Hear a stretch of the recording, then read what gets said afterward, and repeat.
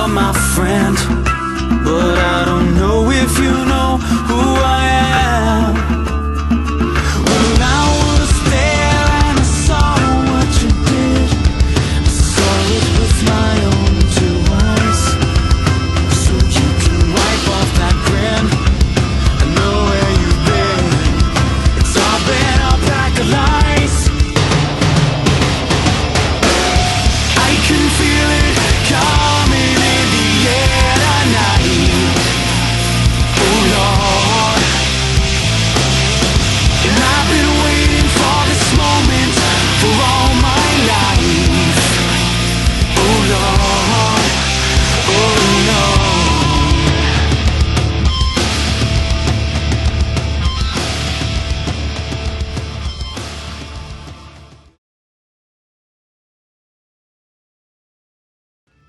All right, let's go.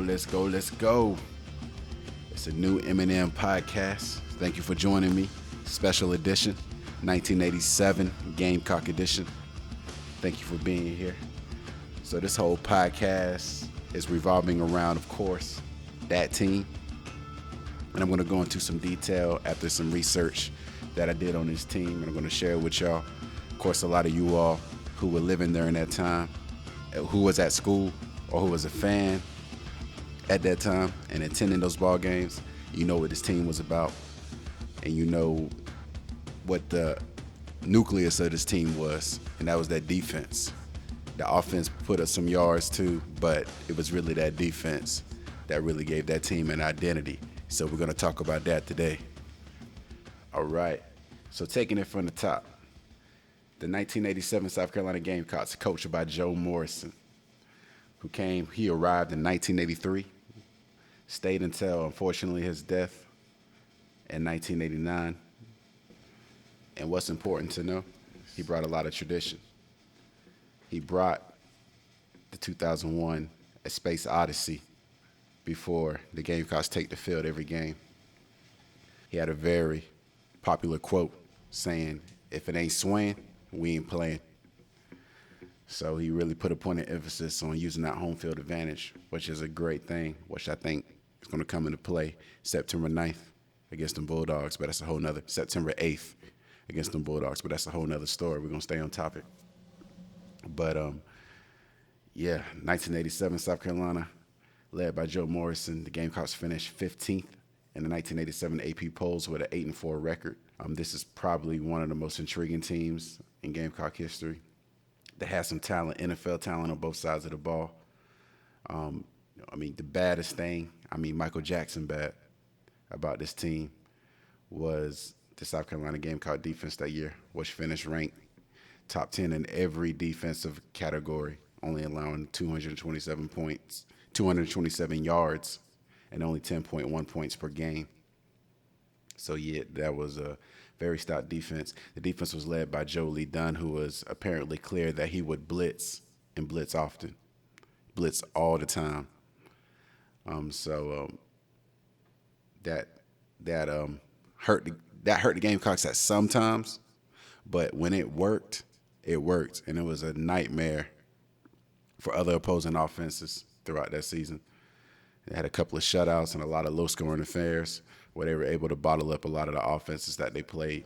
It was some of the better teams that were able to counteract that blitz scheme and be able to hit the holes with some quick out routes and quick slants. So, but for the most part, that defense was stout. But the offense has some talent too. That team had Harold Green, was running back, 220-pound tailback, at least. And he would be drafted in the second round in the 1990 NFL draft and would play for the Cincinnati Bengals most of his career. And he also had a Pro Bowl rushing year as well in 92. So they had some talent on the team. One of the most memorable was Sterling Sharpe, of course, older brother of Shannon Sharpe. But he was making a name for himself before Shannon came on the scene. So that was the playmaker out there, and his number is still retired, as you see the number 2 in Williams-Brice. So that was some talent, of course.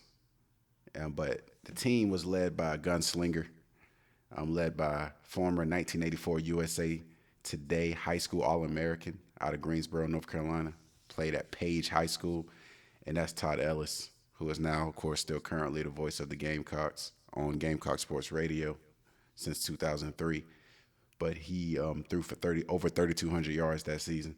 So, you know, I'm kind of high in interceptions. Well, high in interceptions, but he definitely could sling and hurt a defense at a blink. So as you could probably see in some of those highlights playing there, as he's able to hit some strikes. But of course, his main target was Sterling Sharpe, who was, of course, now is an NFL Hall of Famer, having over 8,000 yards and 65 touchdowns in only 7 seasons playing for the Green Bay Packers. And he also had another physical specimen, 6'3", 215-pound Ryan Bethea, who was considered to be one of the best athletes on the team. And also had a strong safety named Brad Edwards, who would be one of the top safeties, having 8 interceptions in the country. So he was definitely one of the top safeties that year. And he would also go on to win Super Bowl 26 with the Washington Redskins. So that's another Gamecock player with a Super Bowl ring. We know, of course, Alshon Jeffrey just got him one. And had a solid special teams with a good place kicker. Very talented place kicker, Collin Mackie, who led the nation making 25 field goals that year on only 32 attempts. So tough play there. So that's going to win you games as well. Being able to have strong special teams play, highly important. But yeah, man, this was a tough, gritty team. And going into it and thinking about it and doing the research, that strength of schedule was insane in 1987 for these Gamecocks. I mean, you got 5 opponents that finish in the AP poll in the top 15. So, you know, you got Georgia, who finished 13th and went 9-3. Got Clemson, who finished 12th. They finished the season 10-2. You got Nebraska, who finished at 6th in the country and went 10-2, and LSU, who took care of South Carolina in the Gator Bowl that year. They finished 10-1-1. So they had a tie there. So they still had some ties back then because of the overtime rules haven't been changed yet. And they finished 5th in the country. And then also South Carolina also had Miami after the Clemson game, who, of course, Miami went on to have an undefeated season, and they were the eventual national championship. Won the eventual national championship that year with Jimmy Johnson, led by, they had Michael Irvin and Benny Blaze and Perriman. Of course, you seen the U. It was about this team. This is one of the main teams in that documentary. So South Carolina lost a close one there in the Orange Bowl in '87. So, yeah, let's go in detail and see how this schedule unfolded. So in the season opener, the Gamecocks would take on Appalachian State, and they would take care of them, beating them 24-3. And then the following week, they would play Western Carolina and defeat them as well, in Williams-Brice. So 2 teams they expected to beat. They took care of business and won both of those matchups. And then they would have 2 very difficult road games back-to-back, starting off their first game against Georgia at Sanford Stadium in Athens. They would drop that game, a very low-scoring affair, and then lose that game 13-6, and then go on the road and play national power Nebraska of the Big 8 conference. It wasn't even the Big 12 yet, and Lincoln, when they would drop that game there in the fourth quarter with a late fumble, late interception. Gamecocks had their chances going back and rewatching that game, but to no avail. So they would drop those 2 difficult road games, and they'll be 2-2 before facing Virginia Tech in their fifth matchup. After the early season losses to Georgia and Nebraska back-to-back, the Cocks literally blitzed through the middle of their schedule as they would hit the ground running, knocking off Virginia Tech, Virginia, East Carolina, NC State, and Wake Forest. This is when the defense put on the show, holding their opponents during their streak to an average of 6.5 points a game, including a Halloween beatdown against NC State, 48-0, followed up by a 30-0 shutout in Winston-Salem at Wake Forest. They would later finish out their last home game against Clemson in the Palmetto Bowl. Clemson was still a national power in the 80s and nationally ranked 8th in the country. But in this first ever night game in this rivalry, the Garnet and the Black would rule this game as the defense sticking true to its mantra, holding the Tigers to 165 total yards on 65 plays. After being down 7-6 at halftime, the Gamecocks offense, after an explosive pass and catch from Ellis to one of the best athletes on the team, Ryan Bethea, they took an early lead in the second half, and they would keep it for good, as Brad Edwards would seal the game with a 40-yard interception return, sealing the game for the Gamecocks 20-7. So went back and watched that game. That game was exciting, night game.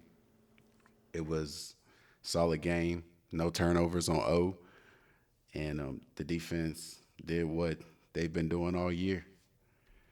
So, yeah, man, just wanted to bring it back to 87. I never been there, so I guess I was just learning for the first time. But, I like vintage college football. I like vintage sports. But, of course, South Carolina being my favorite team among amateur and pro, it was pretty cool looking up this information. Now, also regarding to this information on this season, we have to talk about the losses. The Gamecocks would, of course, y'all know about Nebraska and Georgia, but the Gamecocks would finish the season in the Orange Bowl, playing against the eventual national champion Miami Hurricanes, the U. And they would stick in that game for a while, and actually, of course, would have a chance. But the Miami defense was too strong. I mean, talking about this was the most talented team in college football. So the Gamecocks would drop that game late in the fourth, losing 20-16. Michael Irvin, as you can see, there's a highlight from that game in which Gamecocks blitz, but the quarterback at the time from Miami, Steve Wash, he stood in there. They had enough pass protection, and he hit Michael Irvin on a rope, and he was off to the races on the end zone. So that's one of the examples of when this Gamecock team in 87, when the defense, they were so prone to blitz, but playing against some of the better offenses with the better talent and, well, really elite talent, because these teams that they were playing were the best in the country, they would torch it. And then when they torched it, they burned it down to the ground. So that was also what LSU was able to do in the following game in the Gator Bowl. They had a receiver named Wendell Davis, and he had a field day. They had a quick out route, threw a little pass, and he made 4 or 5 guys miss, took it down the sideline, and it was on from there. So the Gamecocks would drop that one 30-13 in Jacksonville. And another Gator Bowl loss. Can you believe it? Another Gator Bowl loss. But I guess Gamecock fans were thinking at that point, are we ever going to win a bowl game? Because at that point, Gamecocks had not been able to win a bowl game throughout the times they were actually able to get there. But in the future, there's always change in the future. And hopefully there's also going to be another big change with actually seeing a trophy in the trophy case for a title for the conference and something else bigger. So you got to believe, got to hope, and nothing is impossible. Why not us? That mantra still sticks, and we just got to see what these Gamecocks going to do this year. But I hope y'all enjoyed this podcast. I just want to share some thoughts on a Gamecock season that I thought was pretty cool. I liked the back in black theme. I liked the culture that Joe Morrison built for the team.